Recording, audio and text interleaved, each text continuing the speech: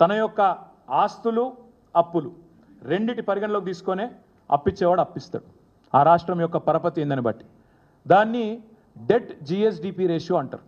అప్పు మరియు మీ జిఎస్డిపి, మీ రాష్ట్రం యొక్క స్థూల ఆదాయం, ఈ రెండిటి పరిమాణాన్ని తీసుకొని నిష్పత్తి తీసుకొని దాని ఆధారంగానే ఎవడన్నా అప్పిస్తాడు. ఇవాళ తెలంగాణ భారతదేశంలోనే హైయెస్ట్ ఫిజికల్ ప్రూడెన్స్ ఉన్న రాష్ట్రాల్లో తెలంగాణ ఒకటి. అత్యల్పంగా డెట్ జిఎస్డిపి ఉన్న రాష్ట్రాల్లో కింది నుంచి ఉంటాం మనం 4వ-5వ స్థానంలో. మీరు చూడండి ఒక్కసారి కాంగ్రెస్ వాళ్ళ లెక్క. పంజాబ్ రాష్ట్రం మొన్నటిదాకా వీళ్ళే పరిపాలించారు రాప్ కంటే ముందు.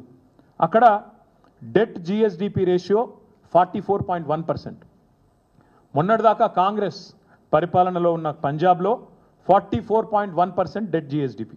ఈరోజు హిమాచల్ ప్రదేశ్లో కాంగ్రెస్, అక్కడ డెట్ జిఎస్డిపి 42.5. రాజస్థాన్ మొన్నటిదాకా కాంగ్రెస్ 36% డెట్ జిఎస్డిపి. అదే తెలంగాణ 27%, కర్ణాటక 23%. అంటే దాదాపు మనకు దగ్గరలో ఉంది. మరి ఇక తెలంగాణ అప్పులపాలైందంటే మరి రాజస్థాన్, హిమాచల్, పంజాబ్ అవన్నీ పీకినాయి, ఎత్తిపోయినాయి మొత్తం.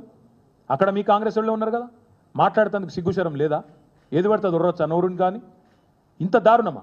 ఇంకా దరిద్రం ఏంటంటే అసలు 7 లక్షల కోట్ల అప్పు ఎక్కడిది?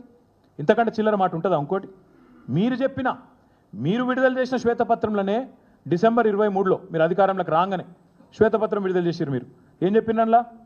గవర్నమెంటు 2 రకాలుగా అప్పులు ప్రభుత్వం చెల్లించాల్సిన అవసరం లేని అప్పులు ఉన్నాయని చెప్పిండ్రు. గవర్నమెంట్ హామీ లేనివి, అదేవిధంగా గవర్నమెంట్ కట్టాల్సిన అవసరం లేనివి.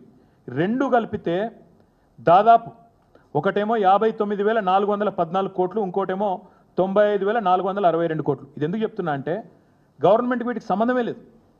గవర్నమెంట్ అందులో కనీసం రూపాయి ఇచ్చే అక్కర కూడా లేదు. ఆ కార్పొరేషన్లు కానీ ఇండిపెండెంట్ కార్పొరేషన్లు అవన్నీ కూడా వాటికి పరపతి ఉంది కాబట్టి ఇస్తారు. కేవలం గవర్నమెంట్ అనేది గ్యారెంటర్గా ఉంటుంది అంతే. దాన్ని కూడా అప్పు అంటే నువ్వు రూపాయి కట్టేది లేదు అక్కడ. ఈ 2 కలిపితే 1,54,876 కోట్లు. నువ్వు చెప్పే 6,71,000 కోట్లు అనేది పచ్చి అబద్ధం. జోసెఫ్ గోబెల్స్ను మించిపోతున్నావు, అందుకే చెప్పేది. ఈ 2 తీసేస్తే 1,54,000 కోట్లు ప్రభుత్వం అవసరం లేని, కట్టాల్సిన అవసరం లేని అప్పులు. 2 1,54,000 కోట్లు.